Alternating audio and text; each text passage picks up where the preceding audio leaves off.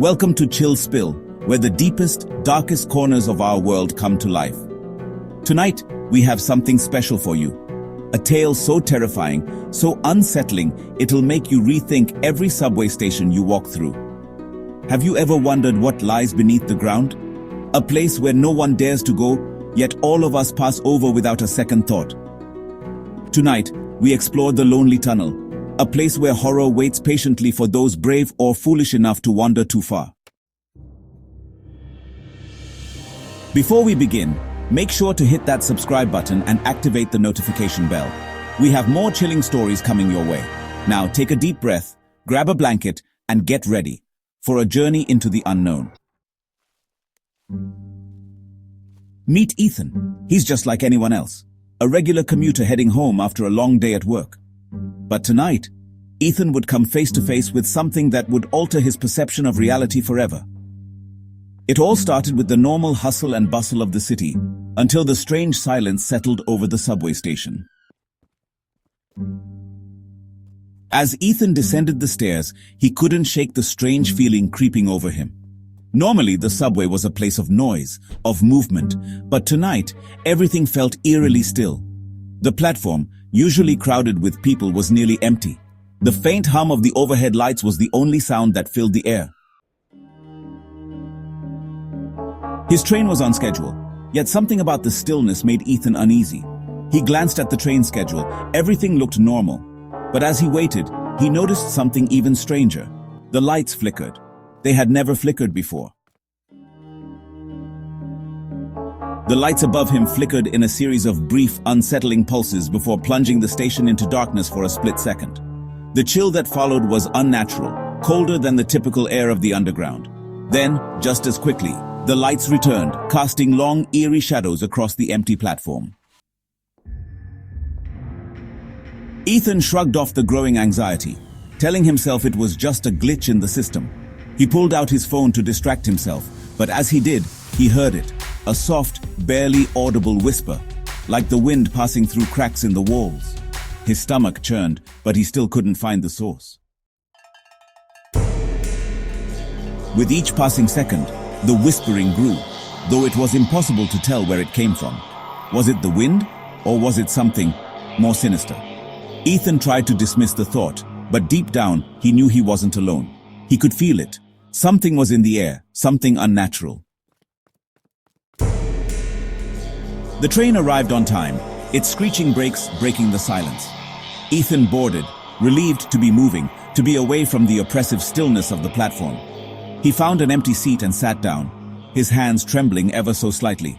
He tried to push the unsettling feeling from his mind, but as the train rumbled through the tunnel, he couldn't shake the idea that he was being watched. The train glided into the tunnel, its lights casting fleeting shadows as it sped through the darkness. But as the train continued, something strange happened. The usual sounds of the train, the rhythmic clattering of the tracks, began to fade.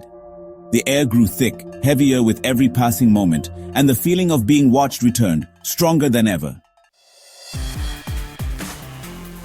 Ethan's eyes scanned the darkness outside the train. That's when he saw it, a flicker, something moving in the distance. It wasn't a person, it wasn't even an animal, it was something else. A shadow that didn't belong, slipping in and out of view, something fast, moving against the natural flow of the train. Ethan blinked, thinking it was just his mind playing tricks on him. But as the train continued down the tracks, the lights inside flickered again, this time more violently, casting the car into temporary darkness. The whispering returned, louder this time, rising from the very walls of the train. It was a voice, clearer now, but still distant, as if carried by the air itself. The words were indistinguishable, but Ethan knew one thing: whatever it wasn't friendly. It was calling to him, beckoning him closer. He tried to rationalize it, to tell himself it was just the sound of the train's machinery, but the terror gnawed at him, sinking deeper into his bones with each passing second. When the train finally stopped at the next station, Ethan quickly stepped off the car, hoping for some respite. But as he exited the platform, he noticed something unsettling. The usual exit doors leading out to the streets were locked, and the only other path was the tunnel leading deeper underground. This tunnel, known as the Lonely Tunnel, was infamous for being closed off after hours. But tonight it was wide open. The faint emergency lighting gave it an otherworldly glow, casting strange shadows that seemed to move on their own. Despite the unsettling atmosphere, Ethan walked toward it, drawn by an urge he couldn't explain. As Ethan took his first step into the tunnel, the air grew colder. The distant hum of the station faded into silence. The walls were damp, streaked with black moss, and every step he took echoed like a shout in the void. The only sound was the faint, unsettling whispering that seemed to follow him, though he couldn't tell from where. With each step deeper into the tunnel, the sense of unease intensified. Ethan could feel the weight of the darkness pressing in on him, like something was just beyond the edge of his vision. And then, just as he reached the halfway point, he saw it. A figure, standing still at the far end of the tunnel. The figure was unlike anything he had ever seen. It was tall, impossibly tall, with long, sinewy limbs that stretched toward him like something out of a nightmare. It stood perfectly still, its eyes glowing faintly, reflecting the dim light of the tunnel. It was as if it was waiting for him, or perhaps it had been waiting for him all along.